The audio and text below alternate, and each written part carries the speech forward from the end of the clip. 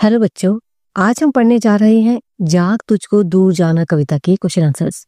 तो चलिए वीडियो शुरू करते हैं। जाग तुझको दूर जाना की रचयिता कौन है? इस कविता की रचयित्री है महादेवी वर्मा जी। ये कविता किस पर आधारित है? ये कविता एक जागरण गीत है जो सोए हुए भारतवासियों को जागकर आगे बढ़ने के लिए प्रेरित करती है। इस कविता में क्या संदेश दिया गया है? इस कविता में सांसारिक बाधाओं और विपत्तियों के बीच निर्भय होकर विकास के पथ पर आगे बढ़ने का संदेश दिया गया है। कवयित्री मनुष्य को अपनी मंजिल से दूर आलस्य में देखकर चिंतित हो उठी है। कवयित्री लोगों को किस बात के लिए प्रेरित करती है? कवयित्री लोगों को सांसारिक बाधाओं और मुश्किलों के बीच आगे बढ़ने के लिए प्रेरित करती है। जाग तुझको दूर जाना कविता में कवयित्री मानव को किन विपरीत परिस्थितियों में भी आगे बढ़ने के लिए उत्साहित कर रही है। इस कविता में कवयित्री मानव को आंधी, तूफान, भूकंप की चिंता न करते हुए सांसारिक मोह माया के बंधनों को त्याग कर, सभी सुख और भोग विलास को छोड़कर, हर दुख और कष्ट को भूलकर और कठिनाइयों का सामना करते हुए लगातार अपने लक्ष्य को प्राप्त करने के लिए आगे बढ़ते रहने की प्रेरणा दे रही है। कवयित्री क्या त्यागने के लिए कहती है? कवयित्री आलस्य को त्याग कर जागने के लिए कहती हैं। कवयित्री किस मोहपूर्ण बंधन से मुक्त होकर मानव को जागृति का संदेश दे रही है? कवयित्री मानव को सांसारिक मोह माया, सुख सुविधाओं, भोग विलास, नाते रिश्तेदारी आदि के बंधनों से मुक्त होकर निरंतर अपने लक्ष्य की ओर बढ़ते रहने के लिए संदेश दे रही है। इस कविता में अमरता सुत किसे कहा गया है? कविता में कवयित्री ने अमरता सुत मानव को कहा है। अमरता सुत यानी अमरता का बेटा। कवयित्री कहती है कि मानव को अमर रहकर संसार की हर वेदनाओं और पीड़ाओं को समाप्त करना है। इसीलिए वह उसे मृत्यु को अपने हृदय में न बसाने के लिए कहती है।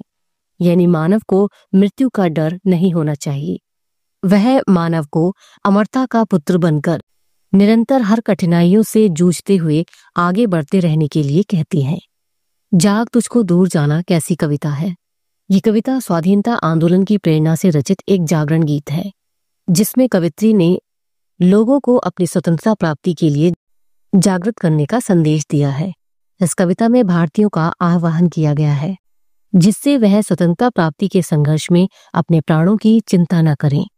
कवयित्री देशवासियों से कहती है कि वह संसार के मोह माया में न बंधकर स्वतंत्रता प्राप्ति के अपने कर्तव्य के आगे डटे रहें। जाग तुझको दूर जाना कविता से हमें किस बात से प्रेरणा मिलती है? इस कविता से हमें सदैव अपने लक्ष्य को याद रखने और कठिन से कठिन परिस्थिति में भी अपने कार्य को न रोकने की प्रेरणा मिलती है। कवयित्री ने आगे बढ़ने में किन किन रुकावटों का जिक्र किया है? कवयित्री ने हिमालय का कंपन, बिजली का तूफान, आकाश का प्रलय, घोर अंधकार और सांसारिक मोह माया जैसी रुकावटों का जिक्र किया है। महादेवी जी ने पवित्रता का प्रतीक किसे माना है? कवयित्री ने पवित्रता का प्रतीक आंसुओं को बताया है। उनके अनुसार आंसू मन के भाव के समान सत्य है। आंसुओं में छल और कपट नहीं होता। आंसू आत्मा से आने वाले दुख या सुख का प्रतीक होते हैं। कवयित्री के अनुसार क्या प्रकृति हमें आगे बढ़ने में मदद करती है? कवयित्री के अनुसार प्रकृति हमें आगे बढ़ने में मदद करती है। कवयित्री के अनुसार प्रकृति से आगे बढ़ने की प्रेरणा और जीवन यापन करने की सुविधा मिलती है, जिससे हम अपने सपनों को पूरा करके आगे बढ़ने में सक्षम हो सकते हैं। कवयित्री के अनुसार सपनों को सच में बदलने के लिए हमें किसके समान परिश्रम करना चाहिए?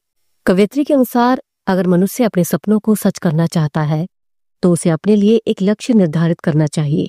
सपनों को सच करने के लिए और कड़ी मेहनत करने के लिए दीपक की तरह जलना होगा, फूलों के समान खिलना होगा और हमेशा अपने स्वभाव को नर्म बनाना होगा। पर्वत और सागर के समान अपने व्यवहार को एक समान रखना होगा। हीरे की तरह चमक पाने के लिए सोने के समान तपना होगा। तभी अपने सपनों को सच किया जा सकता है। प्रकृति मनुष्य को उसके लक्ष्य तक पहुंचाने में कैसे मदद करती है? कवयित्री अपनी कविता के माध्यम से बताती हैं कि मनुष्य को प्रकृति से प्रेरणा लेनी चाहिए।